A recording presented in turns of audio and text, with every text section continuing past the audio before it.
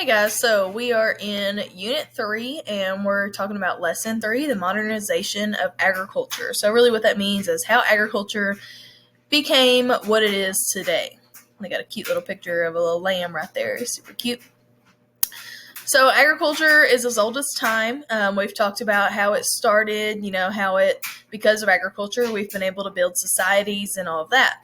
Well, to get from the steel plow that John Deere invented, and way before that, even just wheels on carts and horses, to big, huge tractors and combines, today a lot had to happen. And so we're going to talk about that. So the very first farmers, they were very low tech. So that means that they didn't use technology wasn't really a thing. They used simple hand tools to work the soil. So they would make their own tools, such as like handheld hoes to till the soil, shovels, things like that to work the land. So around 4,500 years ago, that's when the plow was invented. And we're not talking about the one that John Deere made. He made the steel one, so that's why it was different.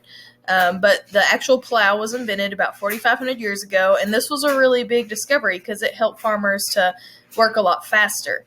Then a couple centuries later, irrigation was developed, and irrigation was developed in China, and that is how you help to water the plants. Okay, and then that also came with the first means of pest control, which was a big game changer because that helped fight off the bugs that were trying to eat the crops as well.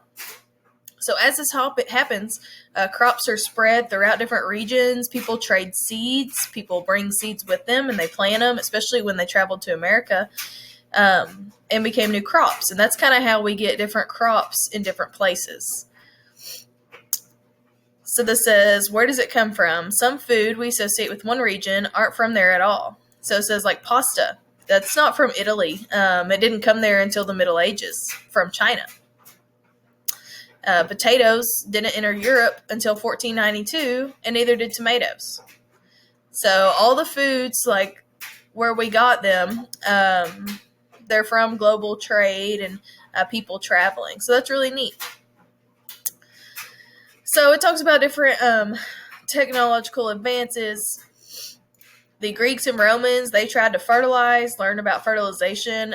They struggled with it, and they actually lowered their crop production due to it. But then, as they worked on it, tools developed, including improved plows. Field rotation improved crop output, so that's not growing wheat every single time in the same plot of field. You need to rotate those crops because different crops help put different nutrients back in the ground, which helps to increase your yields. Remember, yields is how much you're going to get out of that crop. So then it talks about the ag revolution. This is one of your vocab words. So the ag revolution is in the 18th century. And that's really whenever technology and ag really improved dramatically in the 18th and 19th century. So the ag revolution fueled the industrial revolution of the 19th century. So you've probably heard the industrial revolution when we had so many different inventions, buildings being built, infrastructure. That all stemmed on the back of the agriculture revolution. So that's really cool. So some changes in the ag revolution in Europe. Improved crop rotating. I talked about that. Not growing the same crop in the same plot of land, allowing that different crops to put different nutrients in there. That helps with fertilization of the soil. Technological improvements in the plow. Plowing became more effective and more efficient, leading to faster growth or planting times. Increased production of animal feed. So they were able to produce animal feed, higher livestock supplies, and that increases the health of their herds, allows them to grow more livestock and feed more people. So all of these things were really awesome and came at a really great time. So in addition to the ag revolution, Europe had enclosure laws. That's another vocab word. So these eliminated the holdings of many small farms and common use land in favor of large privately owned farms. So this allowed maximum productivity of their land, but it eliminated land use for many people in the lower classes. So it kind of there was give and take. It kind of took away from the smaller farmers, but allowed the larger ones to grow more food. So then it talks about the growth of modern agriculture, more advances that are happening.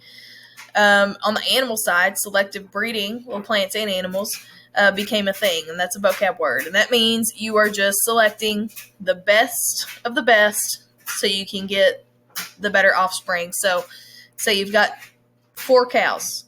You're going to choose the best bull, the best cow out of your 4 cows, and you're going to breed those to get the best calf. That's all that selective breeding is how you get better. And that's how we've gotten to where we are today. And you can do the same with plants. This plant's resistant to pests.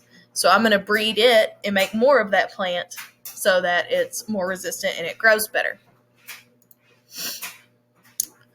So in America, after World War II, small farms, we kind of had the same thing that Europe was going. Started getting replaced by larger farms, which is kind of the issue today. Increased access to transportation allowed food to move longer distances, so we were able to spread our food. And then you saw the development of the grocery store, invention of the grocery store. That really helped with agriculture. So major developments in the U.S., Canada, and Western Europe for the second half of the 20th century are these. Refrigerated transport, that was a game changer. That made us able to transport food and keep it good. So you didn't have to just buy from your local butcher. New food supplies could be imported. So we got a wider range of foods. We're able to get some cool things from Mexico and Europe. Biotechnology, which is the exploitation of biological processes for industrial or other purposes. So we created more productive crops.